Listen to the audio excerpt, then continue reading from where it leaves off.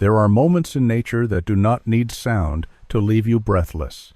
All it takes is a gaze held a second too long, a step that stops at exactly the right time, or a hand that pauses before touching what still belongs to the wild.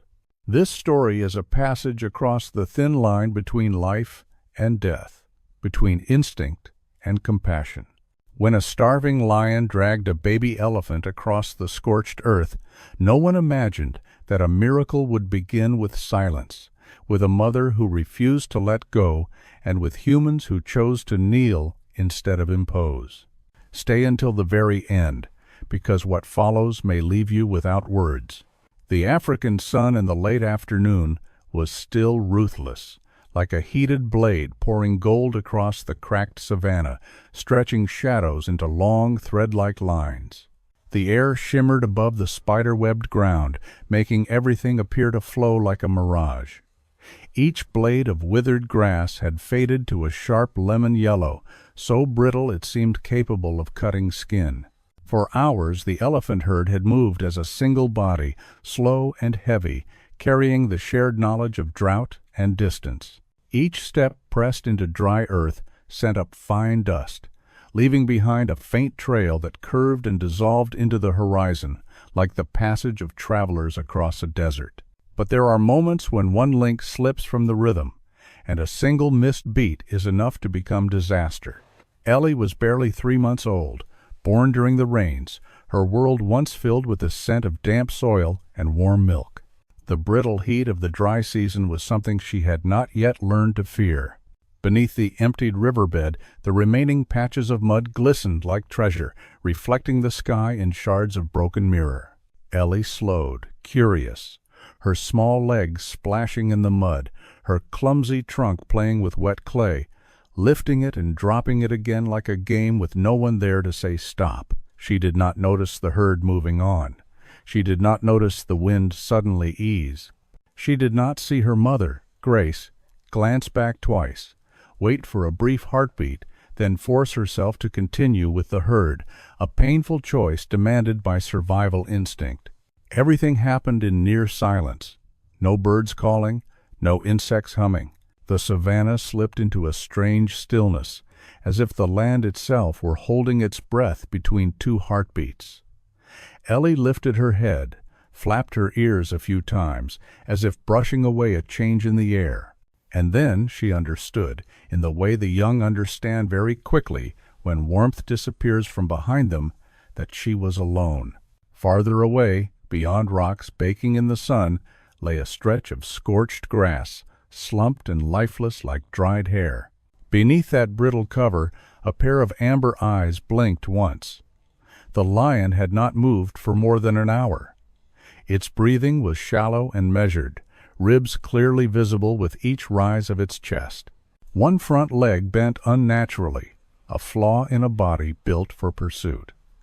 This dry season had been unforgiving. A ligament injury weeks earlier had robbed it of speed, of explosive force, of the clean ending that once came with a sprint.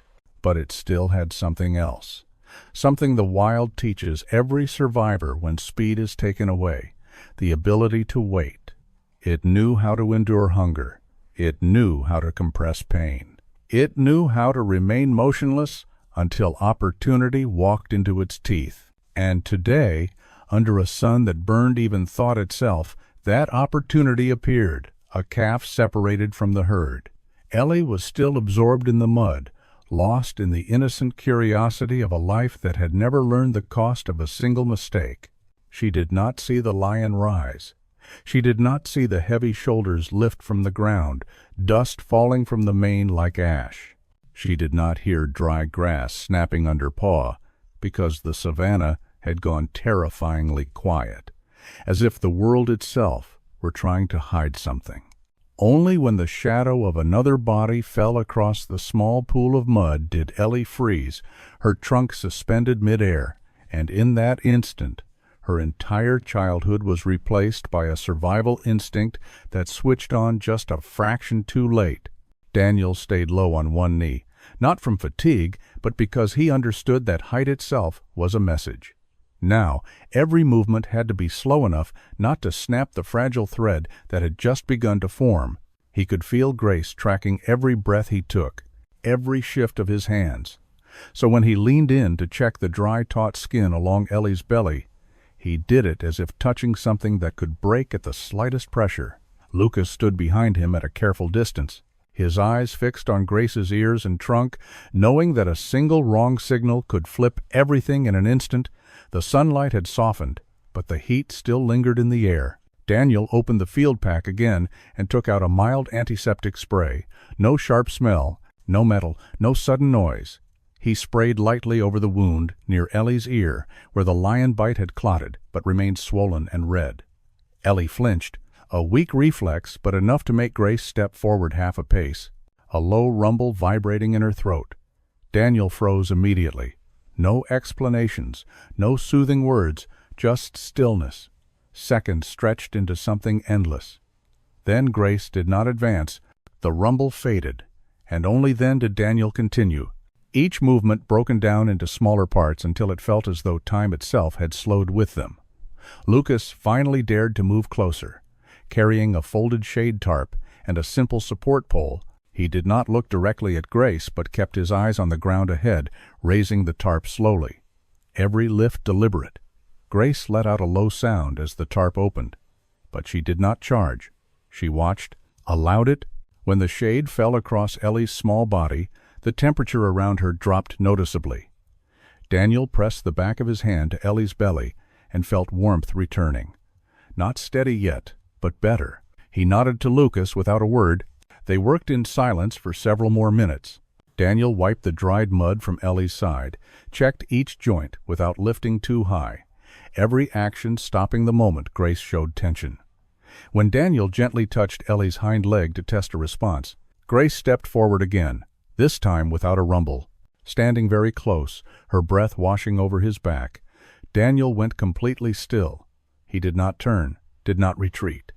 He let Grace decide, and in that moment something happened that left Lucas stunned. Grace reached out her trunk, not to Ellie, not to the rescue pack, but lightly to Daniel's shoulder. A brief touch that carried no threat and no protection, more like an acknowledgement of his presence. Daniel did not move. He let the moment pass in the most natural way possible. Then Grace withdrew her trunk and stepped back to her place. The sun was now low, the shadows of all three stretching long across the ground. Far off, the sound of hooves drifted as a herd of zebras crossed the horizon, unaware that here, among dust and fading light, a decision larger than survival itself was slowly taking shape. Lucas broke the silence in a near whisper, saying they needed to move Ellie to the station as soon as possible. Daniel nodded but said they would not force it. If Grace did not follow, they would stop, because from this moment on, every next step could only happen if that trust continued to hold. Lucas turned his back to the truck, opened the rear compartment, and laid a thick rubber mat onto the ground, moving slowly, as if every sound might shatter the fragile balance they had just reached. Daniel rose with care, red dust clinging to his knees, his eyes never leaving Grace. He gave no signal and made no attempt to hurry her. He simply waited. Ellie lay in the shade, her breathing still shallow, but more even now, her small ears fluttering with each warm breath of late afternoon wind. Daniel bent down and slid his hands beneath her, not lifting, only adjusting her position so her fragile body could ease onto the mat. Ellie let out a faint sound, her legs curling weakly. Grace lowered her head at once, her breathing heavy and deep, but she did not intervene. The moment stretched tight enough to choke the air. Then Ellie settled fully onto the mat. Grace unexpectedly stepped to the side, just one step, but to Daniel and Lucas it felt like a door opening. Lucas immediately dropped the rear ramp. The metal made a soft sound and then disappeared into the wind.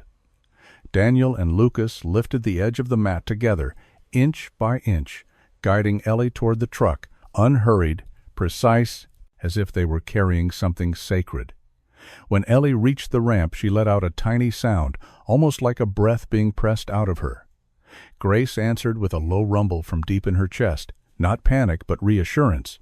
Daniel backed into the truck bed, guiding Ellie into the prepared space. Dry straw, clean cloth, compact tracking equipment powered by solar cells. Not a hospital, but the safest place they could create here on the open plain. Once Ellie was secured, Grace moved close to the truck, her long trunk tracing the edge of the bed, sniffing, touching, sensing, her massive body trembling slightly. Not with anger, but with the weight of a decision. And then the thing neither man had dared to assume happened. Grace began to follow the truck, not running, not chasing, just walking. Each step slow and deliberate. Lucas started the engine. The motor vibrated to life. Daniel sat beside Ellie, one hand steadying the mat, the other resting near the calf's side. Feeling each weak breath, the truck rolled over rutted ground, shaped by rain and drought, the bed jolting gently. Daniel adjusted Ellie's position to soften the movement. Outside, Grace kept pace, every few steps extending her trunk to touch the side of the truck. As if reminding herself that her calf was still there, the savanna turned amber in the falling light. The wind carried the scent of dry grass and dust. Birds headed back to their nests, yet the tension remained suspended. Lucas checked the rearview mirror again and again. No sign of lions, but their absence brought no comfort. Once the light fully faded, they would lose precious time, and time was the one thing Ellie did not have much of. Daniel said nothing. He only looked down at the small body beside him, understanding that the moment Grace chose to follow the truck, the story crossed beyond the boundary of a rescue operation. It became a decision made by instinct, by trust, and by the quiet acceptance that sometimes humans are only allowed to move forward when nature permits it. When the truck stopped in front of the Conservation Center's fence, Grace's pace slowed, not from exhaustion but because the world in front of her had changed completely. Low walls, high-mounted lights, the mixed scent of metal and people in the air stretching every sense of a creature born to open sky to its limit. Lucas shut off the engine, and the sound faded, leaving behind a heavy, watchful silence. Daniel stayed seated beside Ellie, his hand resting lightly near her side like an anchor. Two station staff ran out to help, but stopped the moment they saw Grace standing several meters from the gate, motionless, ears spread wide, eyes scanning the unfamiliar space. Daniel stepped down first. He did not open the truck, did not signal anyone forward. He simply stood there so Grace could understand that her calf was still within her reach. Lucas and the support team lowered the ramp carefully. Every movement measured to avoid adding pressure. Ellie was slid down on the mat and moved into a shaded enclosure lined with dry grass near the veterinary room. Daniel walked close beside her, checking pulse and breath again and again. Outside, Grace began to pace. Not angry but clearly unsettled, she released short, uneven rumbles, her trunk lifting and lowering as if searching for something she could no longer see. Ellie was close, but no longer within reach, and the tension tightened with every second. The veterinarian Rosalie appeared, her voice calm but firm. She said that if Grace could not be settled, she might break the fence, and if that happened, everything would spiral beyond control. Daniel understood. He nodded to Lucas. Lucas went back to the truck and returned with a blanket still carrying Ellie's scent. He approached the fence slowly, laid the blanket down, then stepped back. Grace moved forward and sniffed it for a long time, then released a deep, sustained rumble, not anger, not pain, but the pure confusion of a mother. Rosalie made a decision. No one spoke aloud, but everyone understood. The inner gate was opened, and Grace was allowed into the rear yard, closer, close enough to see her calf. She did not charge or thrash. She advanced in cautious steps until she stood before the enclosure where Ellie lay on the dry grass. Grace slipped her trunk through the bars and touched Ellie's ear. And as if an unseen switch had been turned off, the restless movement stopped. Grace folded her legs and settled beside the fence, her massive body finally at rest. Inside the veterinary room, Rosalie and her assistant began their work, cleaning the wound, removing dirt and dried blood, setting the fluid line. Ellie flinched at each touch but no longer had the strength to cry out. Daniel stood nearby, silent, watching every detail. Outside, Grace did not move away. She did not eat or sleep. She simply stayed, present, When night fell and the floodlights came on, her shadow stretched long across the white wall. The savanna beyond disappeared into darkness, and inside this small conservation outpost, amid the hum of generators and the sharp scent of antiseptic, something fragile but undeniably real was taking shape. No longer a confrontation between humans and nature, but a rare stillness where trust was held by patience, and motherhood became the single thread carrying life through the longest night. As night slowly loosened its grip on the conservation center, the eastern sky shifted from black to gray and then to a pale blue. The first light of morning slipping through the fence and touching the massive form of Grace, still standing motionless beside the enclosure. For hours she had not moved, had not eaten or slept, simply remained, as if her presence alone were the final thread holding Ellie to this world. Inside the calf lay on dry grass, the IV drip falling in steady drops, her breathing no longer broken, but gradually settling into a slower, deeper rhythm. Daniel was on the early shift, sitting with his back against the wooden wall, his eyes fixed on the small chest rising and falling. He was used to long nights in rescue work, but none had ever made him feel this exposed, because if Ellie did not make it, then everything they had done would become meaningless, and the trust Grace had given would turn into a wound that could never fully heal. Just before dawn, Ellie stirred, almost imperceptibly, her small trunk curling and uncurling, her eyelids fluttering, and for the first time in a long while she opened her eyes, not fully, just enough to search for the one familiar thing in her blurred world. Grace sensed it almost instantly. She stood and moved closer to the fence, sliding her trunk through the wooden slats to touch Ellie's ear and neck. No noise, no panic, only a deep, low rumble. Ellie answered with a longer, steadier breath, and in that moment Daniel knew they had not lost her. The days that followed moved slowly. There was no sudden miracle, only recovery in small increments. Ellie began to eat again, soft bundles of grass brought in. She chewed slowly and awkwardly, but with determination. Each attempt to stand ended with her leaning against her mother, falling, then trying again. And every time Grace was there, waiting patiently, never pushing, never leaving. The veterinarian said that presence alone had helped Ellie recover faster than any medicine could. By the fourth day, Grace grew restless, no longer from fear but from longing. She paced the enclosure, testing the wind, listening to distant sounds no human could hear. Daniel understood that this was no longer their place, and that keeping them longer would only distort what had been set right.